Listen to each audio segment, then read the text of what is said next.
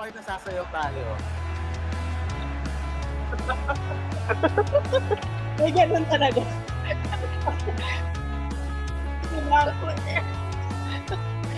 Nagkaroon pala ng ano.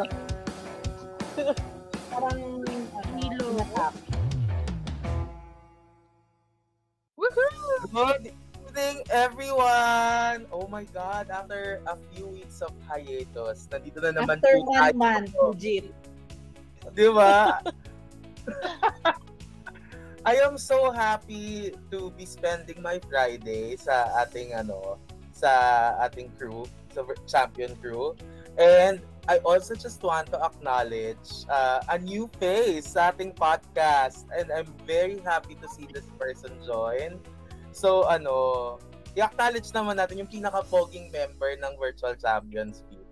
Hi, Joel! Baby powder pa yan. Ah, May baby bagong powder. gupit ah. May baby powder Thank you pa yan. po. Thank you po. Ayun Thank you po. po. And welcome again to Champions Lounge, our Virtual Champions PH podcast. Sa mga first time na magjo-join sa pakikinig sa amin, I just want to give you a brief overview of where we're at sa season na to. So for this season, we are reviewing, reading, and living by Atomic Habits by James Clear. So ano ba tong life-changing na libro na to? This is a book that teaches us how to make small changes that lead to big results.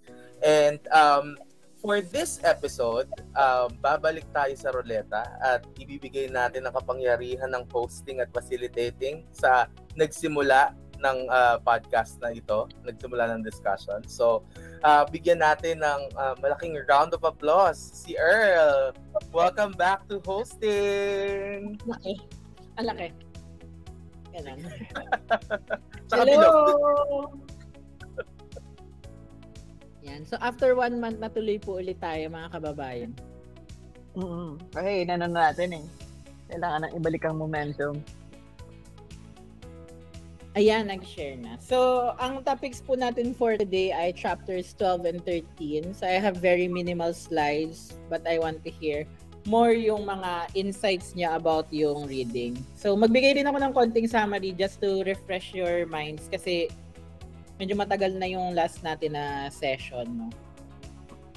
So, yung chapter 12 and 3 will tackle more on yung chapter 12 is law of least effort. Then yung chapter 13 naman is how to stop procrastinating by using the 2-minute rule.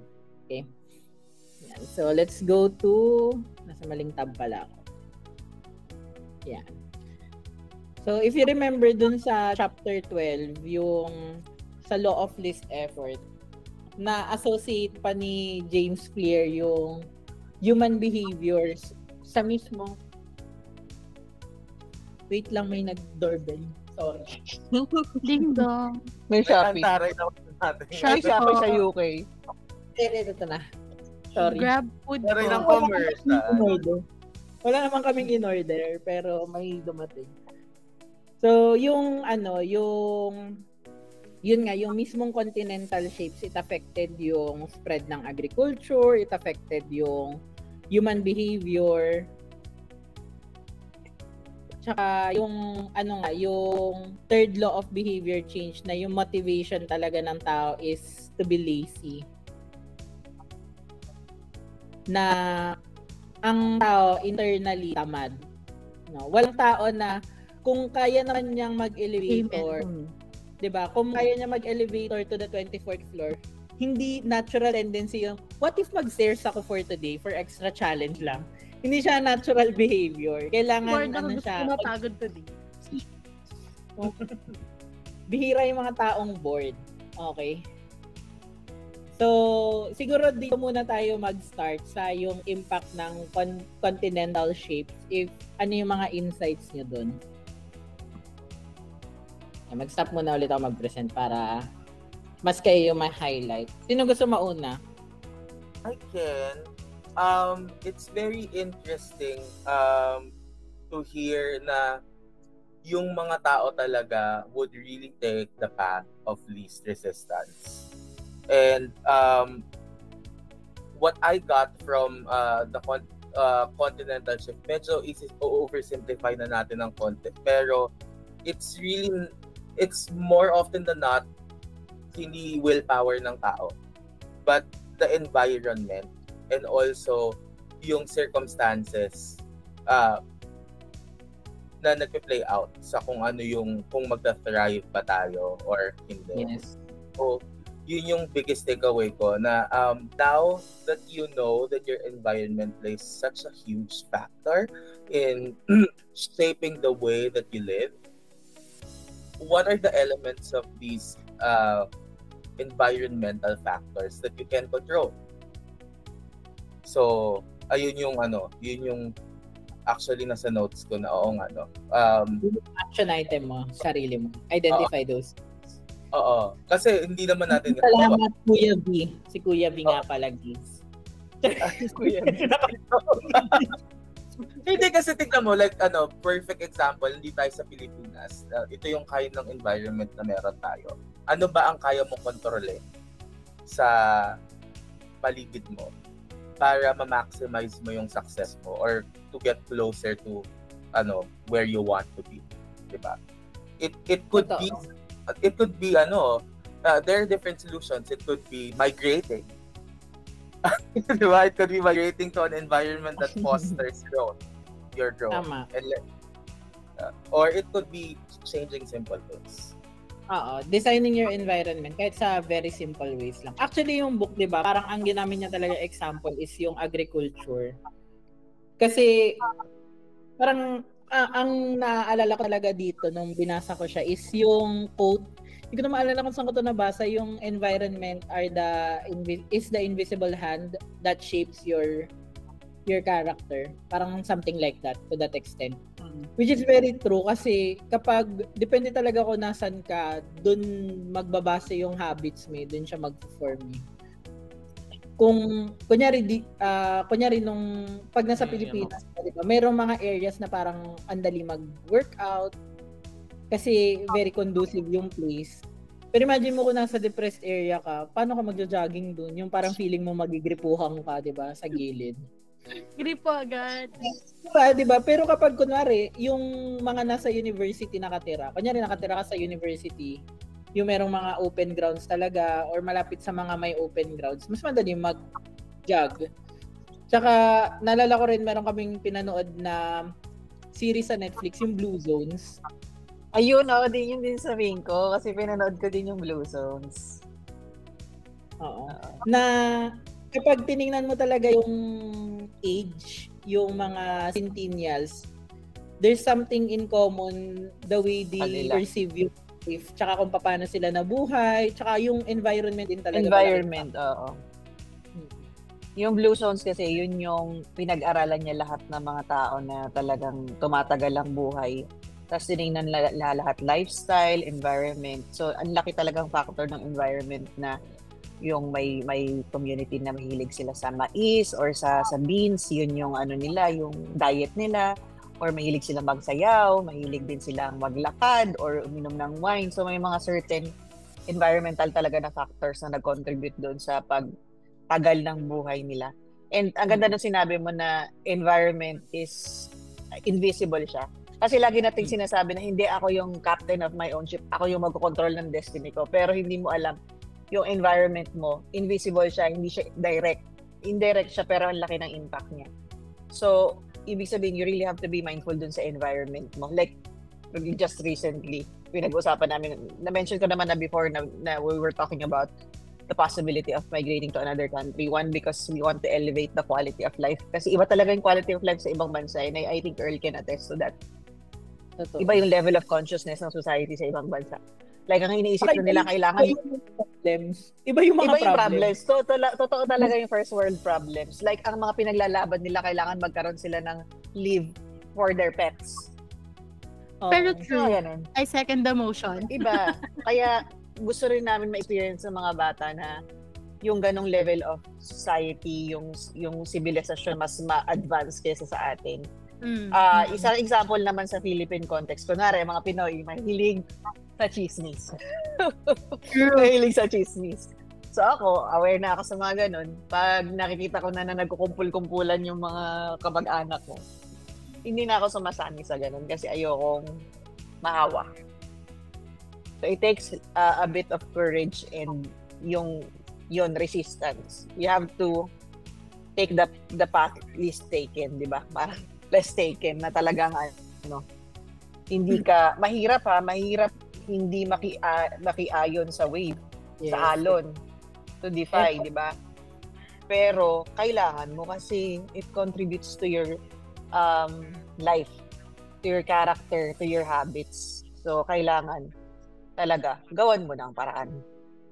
Kung may gusto kang baguhin, may gusto kang alisin na bad habits. May gusto rin bumalik ulit tayo sa environment talaga. Sobrang talaga environment. Kaya sobrang saya ako. Kaya gusto ko talaga ibalik ulit yung atomic habits, yung book club natin.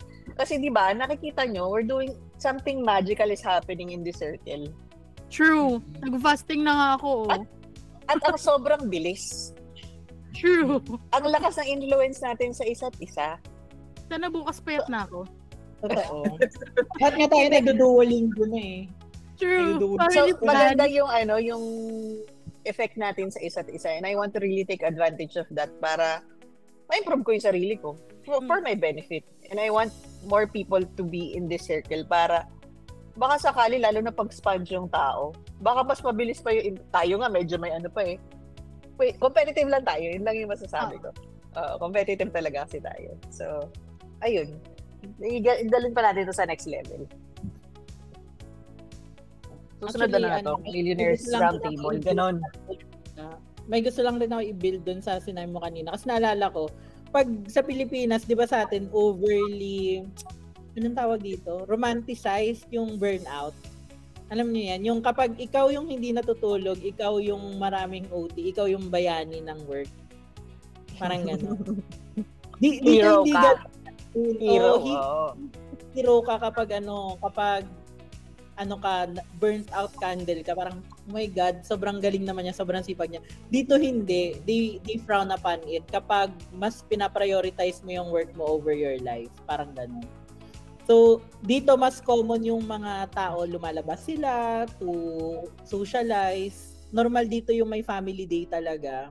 Dito, pwede mong kasuhan yung tao kapag pwede mong kasuhan yung boss mo kapag inagambala ka niya on your vacation. When you're on holiday. Grabe, no? Which is very opposite pag naman Japanese culture. Kailangan. Yung pinakamasipag, yun yung hindi natutulog sa office na nakatira. Hindi pa yung nakakatulog na sa office sa pagod. Oo, natutulog sa daan. May mga namamatay pa nga eh. Diba? Like, Ano tayo mabot sa ganung point? Iba-iba. Oo, like, ako kasi diba sa Pilipinas, may bilang yung sick leave. Diba? Pansinin nyo sa Pilipinas, may bilang yung sick leave. So, 12 times a year ka lang pwede magkasakit. Bawal pang consecutive yun. Dito, kapag sick leave or medical reason yung leave mo, kailangan mo lang i-inform yung direct report mo. Hindi mo kailangan i-file siya as leave. Kasi that's out of your control. Ganun. So, iba talaga. Iba yung mga issues na tinatakel. Tapos dito, hindi mo na kailangan mag-maternity leave. Pwede kang mag-permanent work from home hanggang sa mag-school yung bata. Yung mga ganung level. Na sana maabot din ng Pilipinas talaga. Yun yung mga nakaka-amaze. Hindi. It would take years. Madaming interplay doon. Politics, di ba? Yung mga leaders, mga laws. Malayo pa. Kaya nga minsan, hindi mo masisisi yung ibang tao na mag-migrate. Totoo. Yung work from home pa nga lang, di ba? Yung work from home pa lang na prove na natin. Pero hindi ko naman sinasabi na hindi tayo darating doon. Mas masaya. Iba pa rin sa Pilipinas. Iba pa rin mamuhay sa sariling bansa. Yun naman lagi sinasabi ng asawa ko, kung gusto ko, kung mayaman naman ako, dito ako sa Pilipinas, mas masaya dito. Iba pa rin syempre pag lumipat ka ng ibang bansa, iba yung aaralin mo kung paano mabuhay sa niebe, ganun, kasama si Lolo Al saka si Heidi. Sa bansang wala. Yung mga reference mo eh. Ang millennial. Batang 90s. Iba pa rin. Parang kang magsimula ulit from scratch. Pero yun yung gusto namin una. Isa sa mga consideration namin, gusto namin ng yung malinis yung tubig.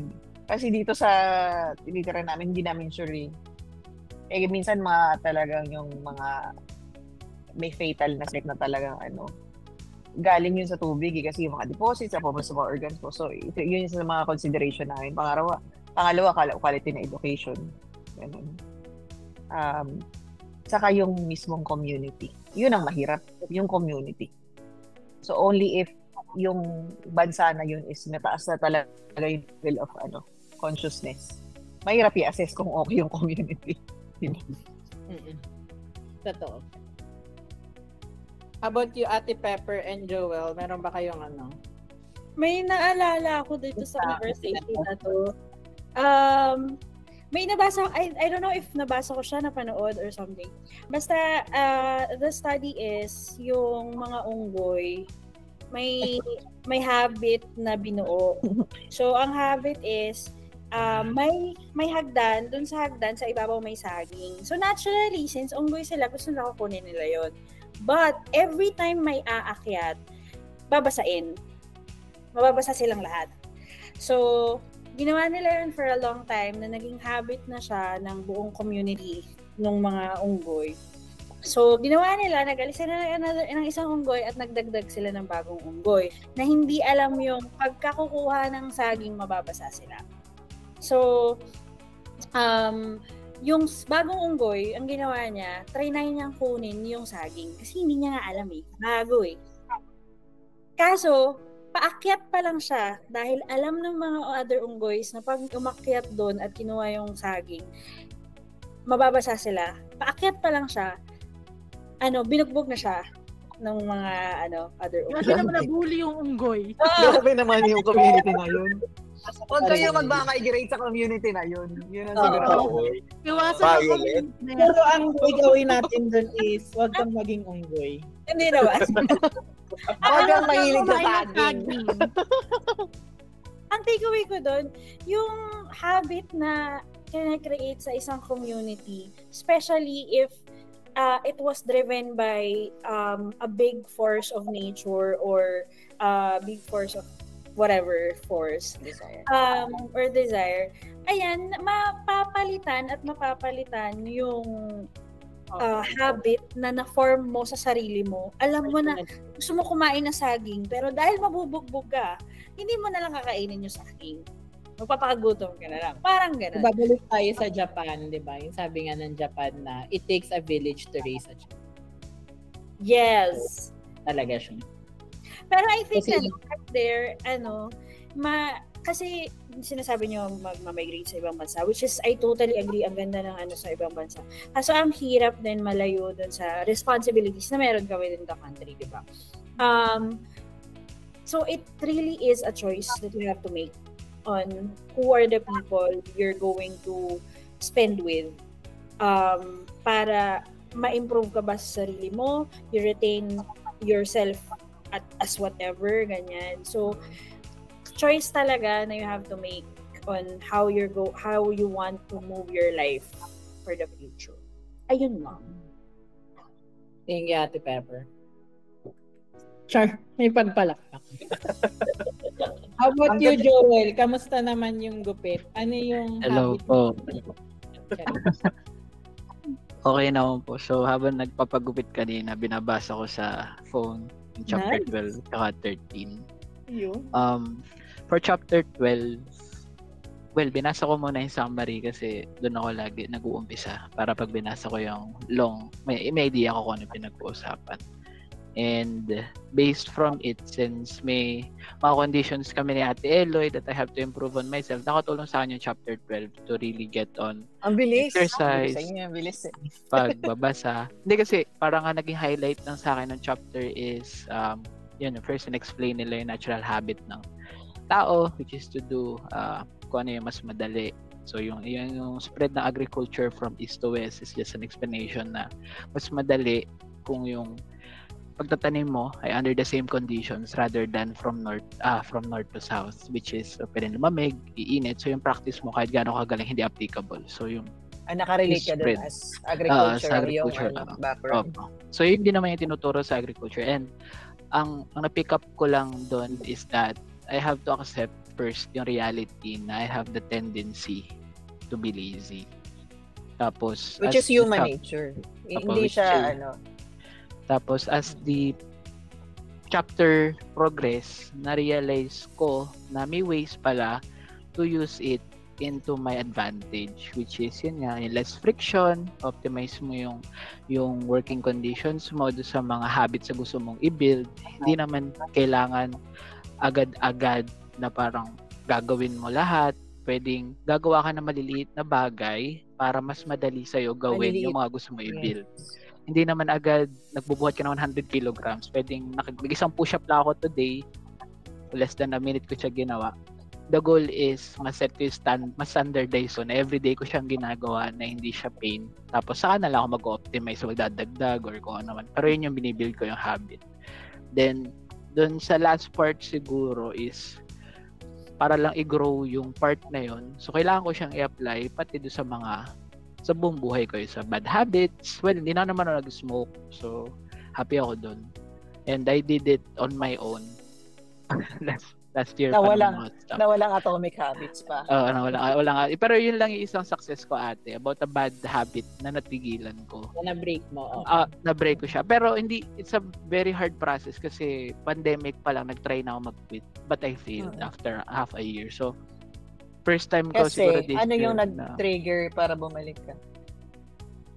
Nung after kasi ng pandemic, tapos nag-work, syempre marami ng social gathering, babalik ako sa mga people na hindi naman bad influence pero yun yung ginagawa, hindi ka man pilitin pero since yun naging norm, ito try mo. So yun, habit pabalik. Mabilis siyang bumalik kapag lalo addictive kasi siya.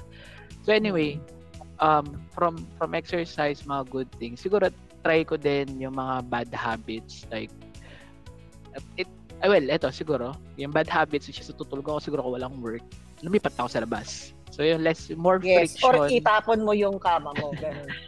Well, magwawan week. Kailangan mong gawin kailangan maging challenging yun.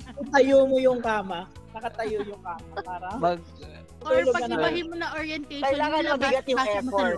Ganon. Yes, so, ang hindi ko lang siya magawa ng paraan siguro is hindi ko alam kung paano pahihirapan yung aking pagkain kasi nandan lang yung ref sa likod.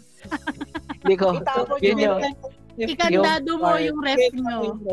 Yung part pong yun siguro, yung gagawa ko pa ng paraan and I don't know. Pero I need to start somewhere sa mga habits na gusto kong buuin which is the exercise. So, thank you so tulong much, po. Joel. Magandang jump off point yun sinabi ni Joel para dun sa next part which is yun ngang environment design for habit change. Ang tagal mag-load nung slides ko. Grabe naman. Okay, pero yun. Siguro ang dito gusto ko lang guys makahingi ng insights nyo on how you built a habit or broke a bad one. No, how you built a good habit by changing your environment or how you broke a bad habit by changing your environment. Kahit yung sobrang minor lang na change. Pero na-observe nyo talaga na because of that change is meron kayo na build na habit. Okay, anyone can start, go. Ako na lang din po siguro since simulan ko na po. Go, Joel. Well, yun po, yung mga bad habits, yung pag-iossi. Well, never naman ako na-addict sa pag-iinom. Kasi hindi kaya ng katawan ko dalawang beses ako na hospital. So kahit pilitin ko man, may limitation yung part. Hindi ka pa na-addict nun, ha? Grabe na. Hindi ako na-addict sa pag-iinom. Hospital. Hintayin nyo daw. Hindi, mababa lang talaga yung tolerance niya na. Pero hindi na na-addict. So parang, hindi ko po masabi. Well, based dun sa book, yun nga, kailangan mong gumawa ng paraan para hindi mo siya gawin. Higher friction. Siguro mas mahirap siya. Oo, mas mahirap ng pandemic kasi nasa bahay ako. Hindi alam ng parents ko nag-iossi ako. So, yung makakabilis tindahan. Siya na mag-iossi, bawal lumabas. So, nakatulong siya. Pero nung pumalik na nga uli, kasi basta nag-solo kami, Ate Eloy. So, may freedom ako para bumili ng yossi sa baba. So, ayun po, I just gumagawa lang, siguro hindi ko pa alam nun. Pero in the back of my head, gumagawa ako ng paraan para tamarin, wag gawin. Yan po siguro yung yung inaano. Lagyan mo ng obstacles. Yes. Pagdating naman po sa mga games, siguro, ML, Dota, well, hindi naman ako ganun ka-addict na. Kasi may times, naniniwala po ako na tao. Minsan, lumalampas siya dun sa... May times tayo na-addict pero naturally, hindi ko lang kung para sa lahat. Na-overcome mo na siya, no? Opo, ate. May ganung point eh. Hindi ko siya nabasa sa book, pero I don't know. In myself, may mga ganong cases. Pag sobrang addict ako for so long, and I realize how destructive it is. Minsan out of the blue na lang bigla kang nag-start eh. Pero sa mga mahirap pong baguhin like exercise and things na gusto ko i-build, yun medyo na-apply ko po yung yung pag-ayos ng environment ko dito in a way na makakatulong sa akin. So, yun lang po. Sobrang timely lang nung topic dun sa mga gusto kong gawin. So, natutuwa lang ako na na-apply ko. Hindi ko naman na-apply agad pero na-realize ko na it helped me. Like, kasi ito yung day one. You know? Yun Ako lang po. naman, since nga malayo yung bahay namin, kahit gustuin ko mag-gym, walang available. Kahit gusto ko mag-volleyball, wala akong kalaro every time.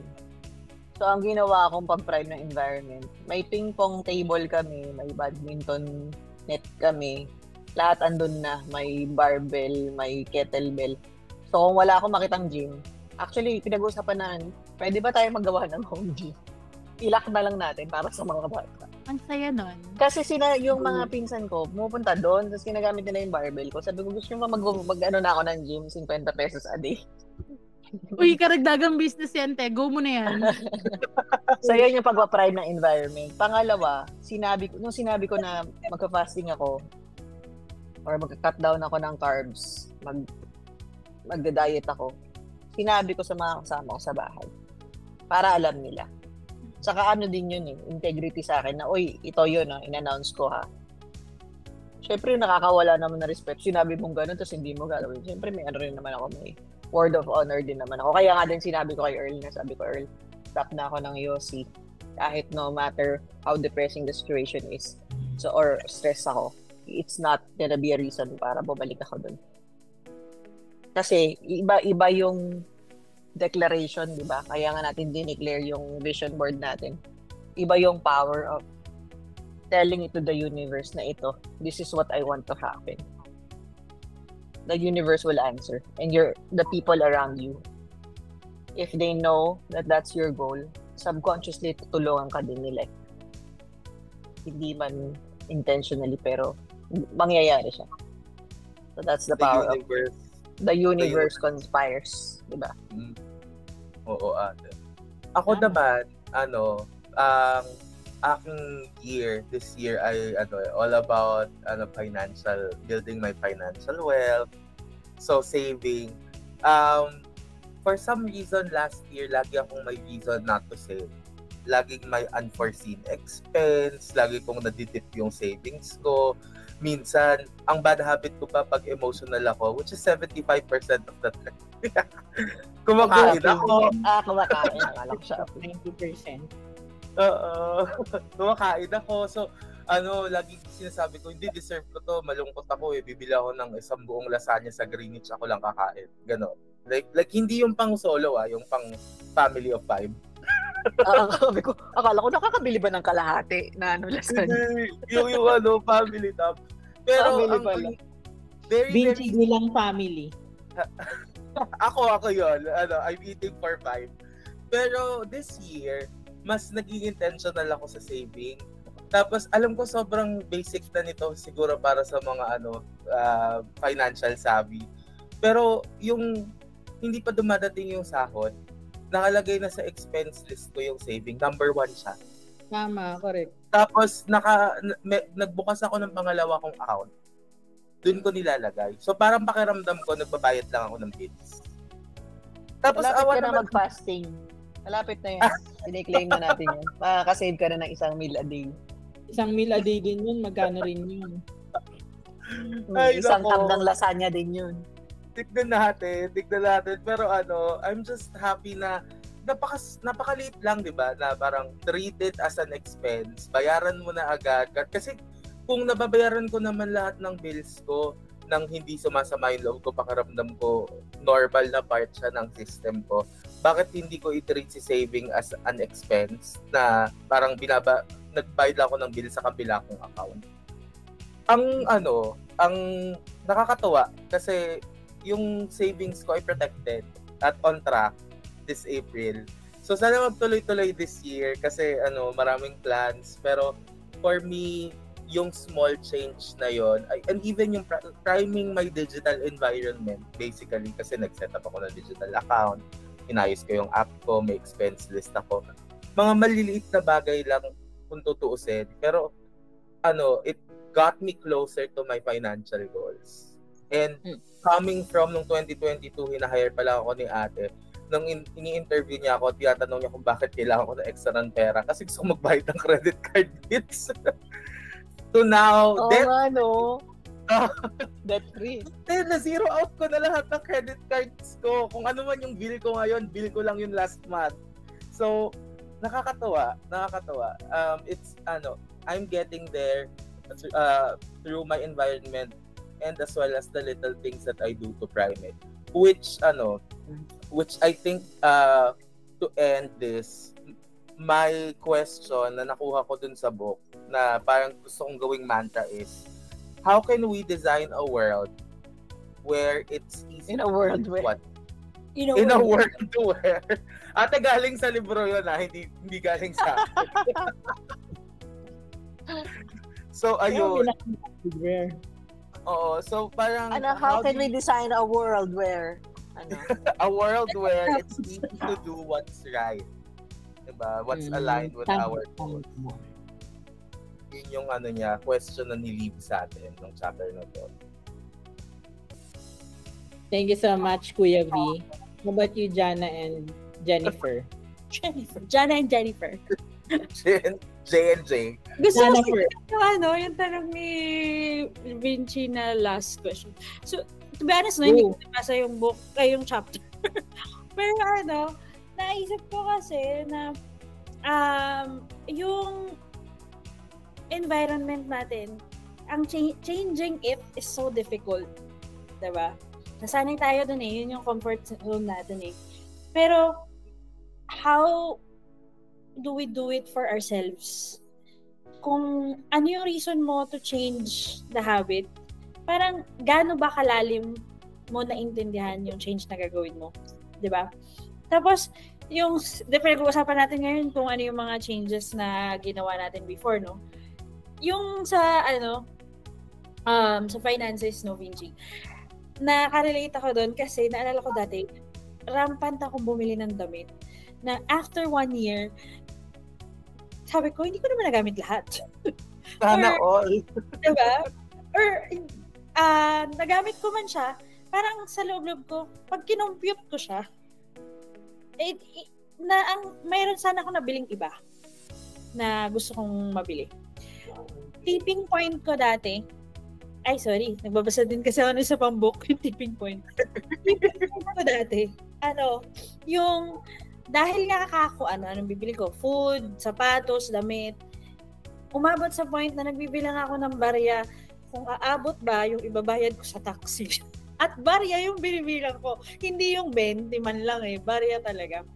So, naisip ko noon, I think this is my last straw. I have to change my environment. Wherein, yung mga bibili ganyan na damit, kasi hilig ako papunta akong Tiangge, dahil malapit ang Mega Mall, isang jeep lang ang Mega Mall at walking distance, mamimili bagong sweldo tapos kakain ng kung ano. So, maganda yung ginagawa mo, Vinci, na you do the budgeting, ganyan. So, one of the things that I did for myself is really check what are my expenses. Ang hirap mag-note na, okay, gumastos ako ng 20 pesos or nagbigay ako ng piso sa bata. Ino-note mo lahat yon. So, meron akong tool na ginagamit, Money Manager. So, I just put everything there. Meron akong allocated categorization kung ano yung pinag-spendan ko. So, at the end of the month or bi-weekly basis, tinitingnan ko anong pinag-spendan ko ng money ko. Kung nakita ko na puro damit, bawas tayong damit. Huwag tayong dumaan ng Tiangge. So, every time I fall back to the scenario na, old habit. Pili ako ng damit, parang gusto kong pumunta doon. Ay, titingin ako sa Lazada, ganyan. Tapos may makikita na naman yung mga guard to warehouse na, ma'am, may delivery kayo. Lagi ko iniisip na, if I lessen this, I could save this much. So, ina-analyze ko lagi. So, nakikita ko, pagka tinigil ko yung papiso-piso ko on a daily basis, or palima-limang piso ko ng yosi ko, ang laki ng masasave ko. Kaya dati nag-compute kami kasi every time, syempre kami mag-uusap kami ng magjowa na, hindi na tayo nag-iossi, ganyan. So, noong mga first 2 years, ganyan, binibilang namin, magkano na yung save natin kung nag-iossi tayo. So, natutuwa kami na, ang laki na pala nung na-save natin from that time na tumigil tayong mag-iossi. So, ayun, yun lang, yung maano ko, if you are not able to change the environment that easy, just have a change of mindset. Kasi our brain is also our environment. So, hanapan mo ng paraan na yung sarili mo is itatransform niya yung environment para yung environment hindi ka maapektuhan. And medyo mahirap siya, but it's gonna be a work in progress for yourself to really control, have that discipline, and understand saan ka nang gagaling. Yun lang po. Dami ko sinabi. Dami ko ebas. Maganda yun. Your brain is also your... Ay, gusto ko yun. Oo. Yung your brain is also your environment. It's also your environment. Okay, Jana, ikaw na. Gusto ko yung sinabi ni Ate Pepper kasi iniisip ko nga what is the difference nung last year and this year for me to encourage na mag-badminton, mag-fasting. Kasi tinry namin mag-fasting, I guess 2 years ago ni Jel. Tapos, nag-end up lang na nag-away kami kasi parehas kaming gutom. Hungry. Nag-brawl lang kami ng live kasi parehas kaming gutom. Hindi na kami masaya. Parang gano'n. So parang, parang yung isip ko what changed. Actually, isa sa malalaking factors kasi si Kuya Earl yung madalas kong ka-co-work ngayon. So, tapos siguro yung competitive nature ko din na kapag nakikita ko yung stand-up niya na may screenshot ng Duolingo or ng fasting, parang hindi pwedeng ikaw lang. Hindi ako mamatalo. Hindi ako papayag na nangyayari to. Pero kasi sobrang for the longest time, interested ako sa exercising, sa being a healthier version of myself. Pero laging hindi ko siya nagagawa kasi parang feeling ko wala akong accountability person. Si Jella si accountability partner ko siya. Pero kasi mas mabilis pa sa akin maswaya. Marupok. Siya yun pa. Panapag sabi, pasok ka? May tayo pumasok. Ay, tara. Siya yun. Walang prinsipyo yan. Mabilis mag-fold yan si Jel. So, accountability partner siya, yes. Pero ang mas marupok pa siya sa marupok na marupok. So, isa sa mga naging changes talaga this year is mas madalas kami nagko-co-work ni Kuya Earl. So yung pag nagkikwento siya about yung fasting niya. Oh! Sabi ko pag nagkaanak sila ni Ari Jay, ako na lang mag-aalaga. Nag-presenta na ako sa kanya last time. Nag-presenta ang babysitter. Ako na mag-aalaga sa anak niyo. Ganon. Willing na ako. Ganon. Ready na ako lumiwat na. Work from home daw. Nakatingin lang sa city. Wag ka pupunta dyan. Baby, and then ate English sharing baby. Baby, don't. Stop, baby. Baby, drink your milk. Dapat British accent dyan para mas maintindihan. Baby, do not. I tell you, do not. Ganon. Pero yun, talagang I'm gonna tell your mom. Mas naging feeling ko mas nag-persevere ako sa change ng habits ko kasi yung environment ko. And kasi may physical factors na rin akong na-feel. Katulad yung sabi ko nga sa inyo, masakit yung lalamunan ko. So parang nababad trip ako kasi napansin ko siya, this year kasi papalit-palit ako ng brand and flavor ng vape. So every time na magpapalit ako, sumasakit yung lalamunan ko. Kasi baby, iba yung flavor or iba yung recipe or whatever is in it. Ibang laso naman. Nafe-fed up na ako na every time na magpapalit ako ng vape, mafe-feel ko yung pain na to. Parang na-expect ko na, magkaka-sore throat ako kasi nagpalit ako ng vape. So, na-fed up na ako. Kahapon lang, na-fed up. Bilis. Ay, ano ka na? Ganun. Sabi sa inyo, competitive ako as a person. Pero yun nga, parang, sabi ko, parang niloloko ko na lang yung sarili ko kasi ako na ngayon nahihirapan. Tapos ginagawa ko pa rin to. Parang ganun. So, yun. So, feeling ko mas naging madali sa akin yung habit building. Yung boses mo pa rin, ganun pa rin yung parang nag-break. Madamdamin. Madamdamin. Pero punong-puno ng plema. Hirap na hirap Akala, na. parang nagka-crack na parang sobrang yung Yeah. sobrang random. Feeling ko, pag nag-stop ako mag-vape, mas maganda na yung boses ko kay Morissette. Ganun. Parang, So, makakanta mo na yung gusto ko ng bumitaw. Kasama ikaw, Morissette, kabahan ka na. Ala Elisa Cuevas. Elisa Cuevas level. Duet kami. Parang, Yung kasi nakikinig, gusto nang bumitaw, ganong level. Nakikinig yung gusto ko itaw. Pero grabe, ayun. Ayun yun ay lang. naalala ko. May naalala ako. No, pagka-profound, grabe. Naalala niyo nung one time na nag-post ako na gusto ko ng circle na ang currency of respect is discipline, hard work, character excellence. Mm. Ano yun kasi may movie na Gods of Egypt. Parang ano siya, yung parang story kung bakit ngayon na ang basihan na sa langit, ang measure na sa langit is good deeds. Kasi before, parang kung gaano kadami yung gold mo. Ngayon, binago na ng bagong hari sa end ng story na, okay, ngayon, ang basihan na kung mapupunta ka sa heaven or not is yung mga amount of good deeds, not the amount of gold. Kasi ngayon, ang nangyayari, ganun pa rin minsan. Minsan yung amount of respect or currency of respect is the amount of money. Diba? Kung sino yung mas nakakataas, kung sino yung mas nakakabili ng ganito. Minsan kasi, naisip ko din kasi, that's directly proportional dun sa intelligence or yung sa kakayanan ng tao na yun. Pero kasi, in the surface, it's all about that na eh. Nagiging ang currency of respect na is kung sino yung pinakamayaman, nakakapag-travel, di ba? Lalo na sa social media natin ngayon. Kaya ko naisip yun na gusto ko ang currency of respect natin sa society or sa circle na, kahit sa circle na lang natin, na it's yung character, yung discipline. And masasabi ko, na si Earl yung top 1 sa atin, guys. Si Earl yung mauna sa heaven. Kaya talagang sobrang proud ako kasi sobrang respect. Sobrang respect, grabe. Sa daily stand-up pa lang, yung commitment sa diet, sa exercise, sa learning. Kaya gusto ko talaga ituloy ito kasi I want to be more influenced kay Earl. Kasi sobrang influencer. Influencer, girl. Oo. So yun gusto ko maging circle na hindi natin titingnan kung gaano kadami yung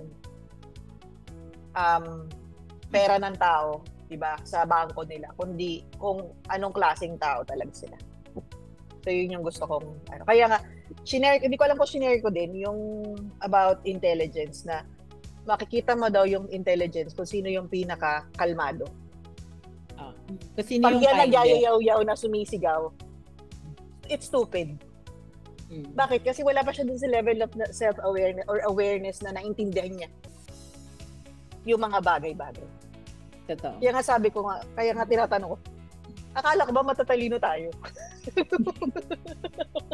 So gusto kong i-angle sa ganun. Bakit natin ginagawa yung hindi tama? Nagagalit. Ganito, ganyan, marami pa. Ginagawa yung hindi mabuti para sa atin. Pero kiniklaim natin na matalino tayo. Iba may And I still want to believe na matalino ako. Na I want to get to that level na naintindihan ko. Na hindi ako matitrigger kasi naintindihan ko kung ano yung So, andun pa rin yung core values ng DC na empathy. Kaya hindi ka matitrigger or hindi ka magagalit kasi andun ka yung emotional intelligence. Diba? Hindi lang siya sa ano yung isang intelligence. Wala ako doon. Emotional. Basta yung hindi emotional. EQ. Not Ay, hindi emotional. na IQ, EQ. Oo. Ayun po. Yun lang. Okay. Thank you so much, Nang. Thank you rin. So, subconsciously, part na kayo doon. The challenge. You are part of the challenge. Siguro to wrap up lang din yung part ng environment. Kasi medyo maikli lang naman yung chapter 13. To wrap up lang yung sa environment. Kanina napag-usapan na natin yung physical environment, 'di ba? Napag-usapan na natin yung environment bilang yung mga social factors around you, the community, your friends, your inner circle. Nasabi na rin ni Ate Pepper yung about sa mindset, yung state of mind bilang part of your internal environment din. So, siguro yun yung mga kailangan natin na, yun yung mga bagay na Hindi kasi natin directly makokontrol yung environment, pero makokontrol natin how we interact with the environment, diba? So, like, hindi mo na makokontrol yung mga tao around you, pero pwede mong piliin kung sino yung inner circle mo, pwede mong piliin kung sino yung papakinggan mo, pwede mong piliin kung ano yung pumapasok sa'yo, kasi yun yung mga bagay na makokontrol natin. So, let me just go through yung mga few slides na natitira. Ayan, yung law of least effort sa daily habits. Yun nga, na-mention naman dun sa book, medyo nabanggit na rin natin a couple of times na medyo autopilot talaga yung pagbibuild ng habits. Kaya it's a matter of your choosing the right choices every day. So, ano talaga siya parang everyday talaga siya. Actually, hindi nga lang everyday kasi minsan throughout the day, ilang beses mong kailangan mag-resist, ilang beses mong kailangan pilitin yung sarili mo, 'di ba, na gawin yung isang bagay. Kasi just to get in the zone, kahit sa work na lang, sabihin na lang natin na sa work. 'Di ba sa work din naman, hindi naman right away parang in the zone ka kaagad. Minsan kailangan mo i-boost muna yung sarili mo. And every time na magkakaroon ka ng break, especially sa mga nagdi-deep work talaga, every time na magkakaroon ka ng break, kailangan mo ulit ibalik yung sarili mo doon sa zone. Kaya nga minsan kapag in the zone ka, nakakalimutan mo na kumain, minsan nakakalimutan mo nang umihi, parang tapos mong pag nag-break ka, parang nakakalimutan kong may call pala ako.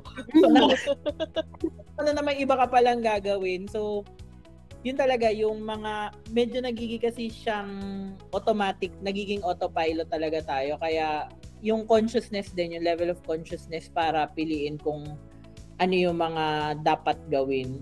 What to resist, what to insist sa sarili rin natin, di ba? What to allow. Yeah. Yes. What to resist and what to allow. Speaking of sige, go Ate. Share ko lang, yung episode 1 ng The Human Body sa Netflix. It talks about the brain and how we can train our brain to form a habit. Try nyo lang panoorin kahit yung first episode lang. Ang ganda. Sobrang may realize mo na, ay shit, ginagawa ko to. Nagkakaroon ng training ng brain ko na ng ganitong habit. I need to stop it. So nagkakaroon ka ng awareness. And makikita mo yung science behind it. Yun lang, share ko lang. The Human Body. Sige, go Vinci. So, habang ini-explain mo yung priming the environment kanina, and also yung key decisions, naalala ko lang yung sinabi sa libro na sa araw natin, lagi tayong may decisive moments. So, parang butterfly effect, di ba? Like, yung choice mo na to, makaka-affecto sa mangyayari sa'yo 12 hours later, 1 week later, 1 year later. So, what I got from the book talaga is you have to discern kung ano yung decisive moment ng araw mo para tuloy-tuloy yung progress mo sa habit mo or yung good things na ginagawa mo for yourself. Perfect example, di ba? Like, magsisimula na ba ako magtrabaho or magti-TikTok muna ako or mag-IG muna ako, magsa-social media muna ako. Kasi pwedeng yun ay decisive moment kasi kung nagsimula ka na mag-work ngayon, natapos mo na yung pinakamahirap na part ng work, which is yung priming yourself to be in the zone. Pero kung nagsimula ka mag-scroll, ilang minutes na yung lumipas, hindi mo alam. Kasi yun yung madali, yung scroll lang tayo, hindi natin alam, yun na pala, nakain na yung 3 hours natin. Hindi ko sinasabing ako to on, some days. Pero ayun, like, decisive moments. And isa pa na sinabi dun sa libro, when you're forming habits, at first, it shouldn't take more than 2 minutes to complete, diba? Yun yung 2 minutes, Dapat yun nga, gateway habit, kumbaga. Kahit sa process improvement or sa process design, diba? Pagka nag-i-implement tayo ng bagong process, hindi naman optimization yung first step, diba, ng execution. Compliance muna. Standardization muna. So sabi dito sa libro, the aim is standardize before you optimize. Nabanggit na to kanina ni Joel. So You can't improve a habit that does not exist. And for a habit to exist, it has to be easy enough for you to start first. So, yun. Actually, I think it applies sa work din kasi lagi rin namin yan napapag-usapan ni Ninang. Kasi parehas kami na yung anong tawag dun? Yung tinatackle agad yung problem. Yung hindi, parang more on execution side. Kasi you can always execute naman para minimum viable product, then you build on it, you improve on it. Kasi if you will wait for something to be perfect bago mo gawa ng action, medyo nakaka-paralyze talaga siya. Totoo. Oo. Start ka dun sa bare minimum muna, but you can always start there.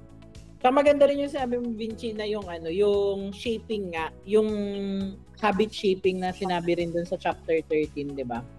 Na sometimes kasi we fail in creating a habit kasi gusto agad natin malaki yung habit na gagawin natin na high yield agad, high impact. Like, yung iba magde-dedicate agad ng 2 hours, 1 hour sa gym from a very sedentary lifestyle. Which is, yung natural na reaction ng katawan is, hindi ikaw to eh. Pag mo ko charote. Oo. Kaya ang sabi nga ang book is, pwede mo naman siyang little by little. Like, mag-walk ka lang for 2 minutes outside or pumunta ka lang muna dun sa gym. Make sure mo lang na everyday nakapunta ka sa gym. Kung hindi ka talaga ginaganahan, at least you're showing up. Diba? So, ganun din sa mga healthy diet. Hindi rin naman ganun kadali talaga na Hindi naman talaga ganun kadali na biglang magpa-fast ka. Kaya nga nung kay Jana, nung nagtatanong siya kung paano mag-fast, sabi ko mag-12 lang muna. Pero ngayon eventually, after a few days, kaya na niya mag-16-8 din. 24. Oo. 40, mali ka. Kaya naman kayo kay Heart Evangelista, 24 hours. Ano nung Pero katawan? ina-advise niya yung 24 hours at least once a week. Yung at least once a week. Na 24 Oo, hours. parang may something like Nare-reset daw yung utak mo kasi nawawala lahat ng Kasi wala na nutrition sa utak mo, kaya nare-reset. Nagkakaroon ka ng enlightenment eh. Kaya tayo si Buddha. May ilaw kapag natapos. Imagine yung 40 days kasi siya di kumain. Talagang ang dami mo nang may imagine ni. Makakonect ka na talaga sa higher power. Kasi nga nag-hallucinate ka na kasi gutom ka na. Ganon. Pero syempre, hindi naman, syempre nung di ba nung nag-fast naman si Buddha for 40 days, hindi naman yun, kasi monk na siya to begin with, hindi naman yun ang galing sa, okay, today, mag-fast ako for 40 days.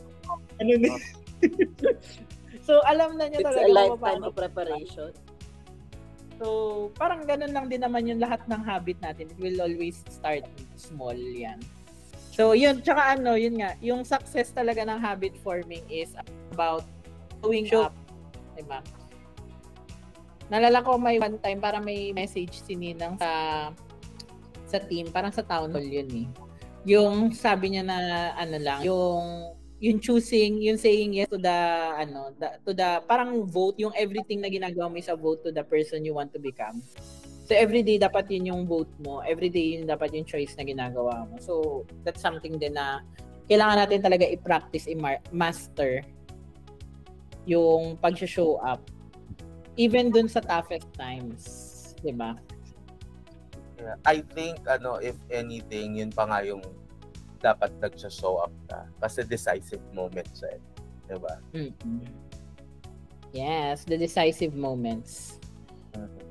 Scaling habits with the 2-minute rule. And napag-usapan naman natin yung start small, habit shaping. Everyone has shared their thoughts about it na rin kanina. Ayun, tapos na pala. Meron ba kayong mahirap na yun, ha? Final words? Ano yun, Kahit nga yung planking na 2 minutes, mahirap na yun, ha? Expert level na yun. Medyo mataas na yung planking ng 2 minutes. I think yung plank ko si Joel. So, ang tawag dito, naalala ko, Earl, yung sinasabi mo na start small. Even sa yoga kasi, naalala ko, the teachings of yoga, yung mga poses ng iba, ang bongga na ganyan. So, like ko ninuturo dun sa mga mga first-timer mag-yoga, don't force yourself to do something na hindi kaya ng katawan mo. You start with a pose na same yung action, pero malaki din yung impact. And then eventually, let's say kung planking yan, di mo kaya ng nakadiretso lang talaga, ibaba mo yung knees mo so that it will help yourself stand on its own.